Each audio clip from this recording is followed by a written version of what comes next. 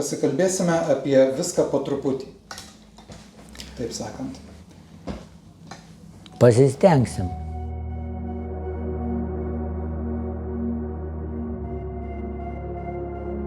Aš kaip ten sakyk, signatarų rūmuose dalyvavau, kaip tik signatarų galima sakyti, kada 2004 metais jau steigėsi rūmai, tai dabar kaip netgi rūmus tos įvadinti.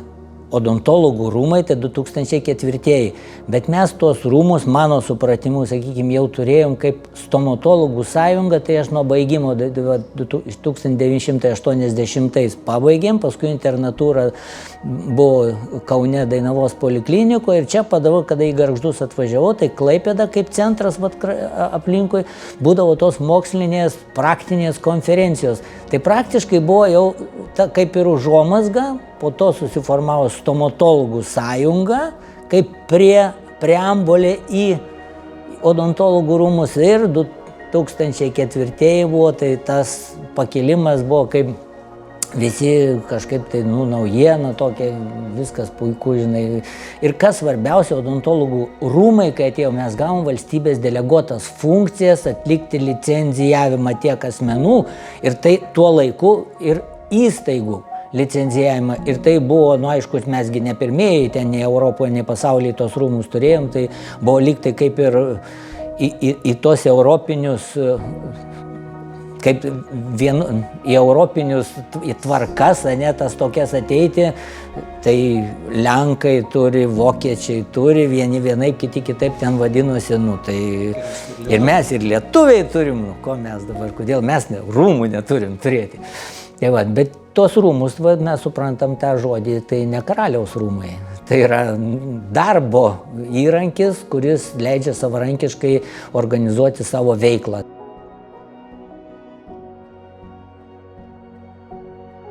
Jo, aš nežinau, kaip čia netgi pasakyti, tikrai rūsys buvo. Pusrūsys, gal jau taip gražiau pasakius būdavo.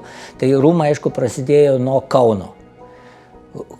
Pirmoji būstinė Kaune, Evenių gatvė, klinikose ir ten mes turėjom pusrūsį tokį kambarėlį, kuris vadinosi rūmais. Ta aplinka, būtent, kad patalpa, tai nebuvo tai, į kas turėtų motyvacija būti. Motyvacija buvo tai, kad mes kažko sieksim. Savarankiškumas, tas čia licenzijos, pačios, visi turėsim odontologų rūmų išduotas licenzijas ir ten kokios tos sienos, grindys, stalai ar dar kas nors, tai buvo tikrai antraeilis dalykas. Bent man tai ne. Gal kažkam tai ten ir buvo, bet aš taip manau, kad kam taip atrodė, tai jie nei taryboje nebuvo, nei komisijas kažkokias atėjo. Gal kažkiek tai prisidėjo, nes pagrindinis krūvis buvo vis tiek, kaip ir visur turbūt. Yra ta piramidės viršūnė, kuri daugiausiai dirba ir ten tada apačia, su dviem sluoksneliais, kurie besąlygiškai palaiko, neapsisprendę. Ir ten dar kažkoks sluoksniukas yra tokie, kaip jūs žinot, tiems, kurie ir čia turbūt ir tam 20-mečiui dabar ruošiamės, ne su tokiu ekskliuzyvu iškritimu, tai visi turbūt yra tie, kurie galvoja, kad mes dar keliausim, tobulinsim, gerinsim, žiūrėsim.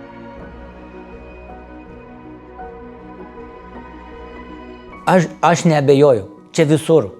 Aš taip manau, kad tai yra visur, bet kokioje organizacijoje yra. Ta viršūnė, kaip sakiau, ta piramidės viršūnė, tai yra, tie tokie biški, tokie, kažkokie tai. O tie, kas nemato tų perspektyvų, negali sakyti, čia kokios čia karjeros laiptai ar kas čia tokio.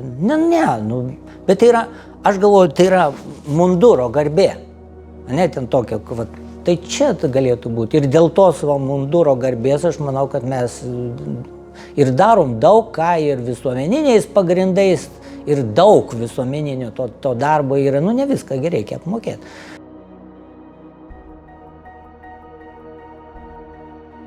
Tai yra visuomeninė organizacija, kuri kovoja už savo teises, ne? Ir skaudžiausia buvo šitas praradimas. Tas praradimas ir neskaudu būtų, kad sakytų, motyvuotai padarė, nu jūs nesugebat. Nu, bet, nu, kaip tai labai tas mėgstamas posakis, nu, būkim bėdni, bet teisingai. Nu, netėjo niekas, kas padarė čia, nu, va, matot, kaip buvo.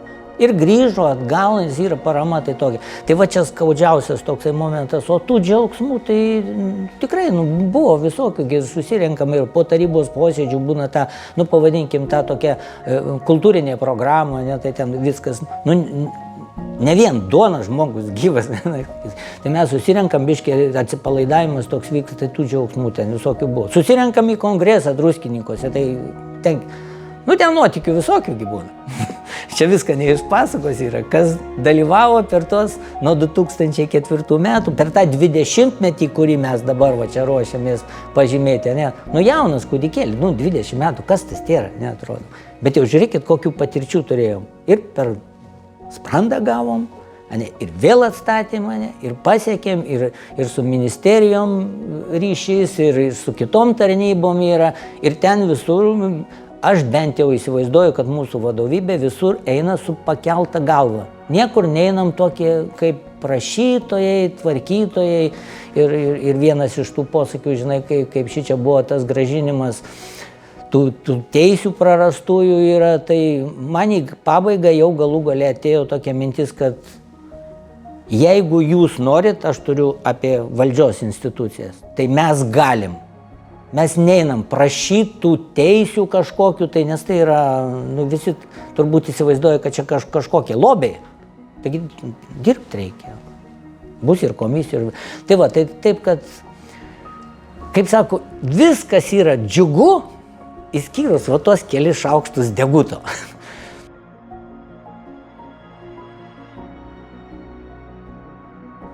Nuo 12 metų jau prasidėjo. Kažkas tai vat apie tą laikmetį. Kas buvo? Kas jautėsi? Įtampa tokia. Man, pavyzdžiui, asmeniškai buvo tokia įtampa.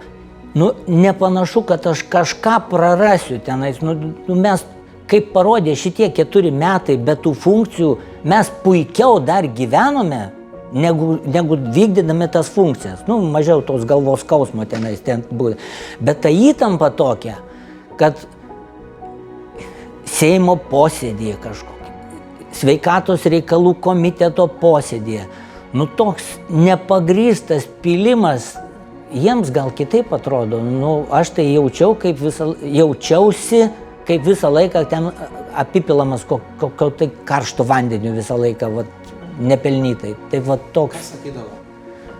Nu, kad jūs čia, nu, tikriausiai čia įdomiausi dalykai ten, jachtų prisipirkę, laksto po pasaulį ten už mūsų pinigus. Uliavojam, baliavojam ten ir visą kitą. Rūmai. Nu tai va taip.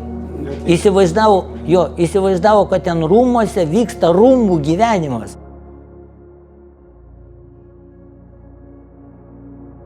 Tai mūsų rūmų pirmininkės buvo balotiruojantis į pirmininkus posakis, kad aš sieksiu grąžinti tas funkcijas. Pagrindinė. Ir vat, daugelis turbūt pasijautė, kad mes kovosim.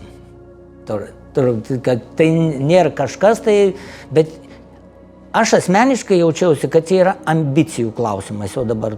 Kad mes tikrai gerai vykdėm, tikrai nepelnytai praradom ir tikrai turėtume pelnytai atgauti. Kadangi jautėm ir Seimo didelės dalies palaikymą, tikrai ne vienareikšmiškai tas atimtas teisės buvo. Dėl kažkieno tai savų ambicijų. Tai aš manau, kad šiandien kalbos apie tas jachtas, balius ir ką buvo lyg tai kaip ir pagrindinės, o pasakyti, kad jūs nemokat vykdyti, ar negalit, ar negerai vykdot, apie tai nieko nebuvo. Nebuvo jokių ten tokių objektyvių faktais paremtų, kai nu nežinau, aš čia galiu pripasakoti ten visokių dalykų, kad jeigu kažkoks tai odontologas ten neteisingai užplombavo dantį, tai čia rūmai kalti. Nu ir čia yra pagrindas, kad jūs nemokate, negalit vykdyti tų funkcijų.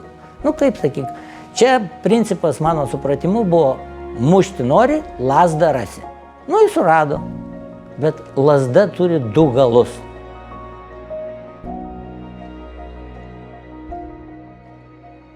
Nu, žinokit, vaikščio šito, kaip tam sakei, peilio ašmenimis, kai čia mes jau vyriausybės lyg tai programa grąžinti funkcijas, matom, kad ne, ir kiek tai prasitėsi, vos ne iki kadencijos pabaigos, ir jau pradėjo tokios nuotaikos atsirasti kažkur vidinės, ar nepermes kitam Seimui. Aš manau, kad didelė dalis tos lazdos laikytojų, kurių dėka rūmai prarado šias funkcijas, turbūt va to ir siekė. Asociacija Putino vykdomas karas. Tempti tol, kol išsekins. Tai galvoju aš čianais, kad išsekinsim, nusibos, pames, atstos ir taip toliau. Nepavyko. Nepavyko.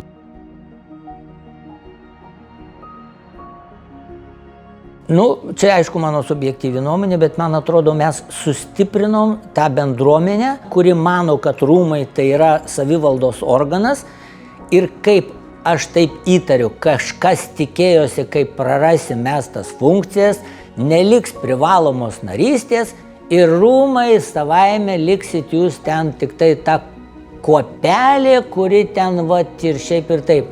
Jachtos įgula. Jachtos, labai geras, liks tik jachtos įgula ir ten, kaip ten, rūmų menių damos, ten visa kita. Pasirodė, kad ne. Tai realiai per šitus 4 metus rūmai paaugo. Aš manau, kad mes užsigrūdinom ir pasitvirtinom iš tikrųjų, va taip atsirado, kaip sakykime, jaučiu tokį tvirtumą, bet rūmams negalas yra. Mes viską išmokom. Ir be teisių, ir su teisėm, ir su tom. Atgal iš kažkokias sąjungas turbūt negrįšim.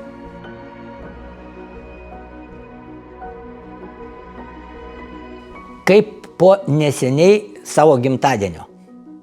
Mano gruodžio 14, tai buvo antras mano gimtadienis. Jaučiausi panašiai taip pakiliai, kažkas nukrito, atrodo, ten tokio, dabar atsistatė, grįžo teisybė.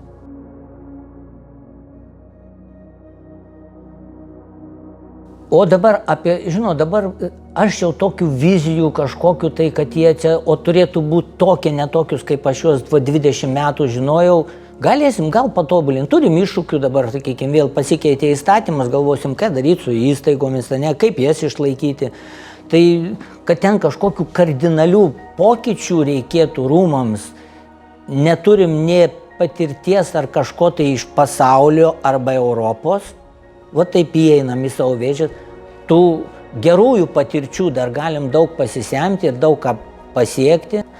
Gal dar vieną jachtą nusipirksim. Prie Meridiano. Prie Meridiano, ten kitoj pusėje tilto dar vietos yra.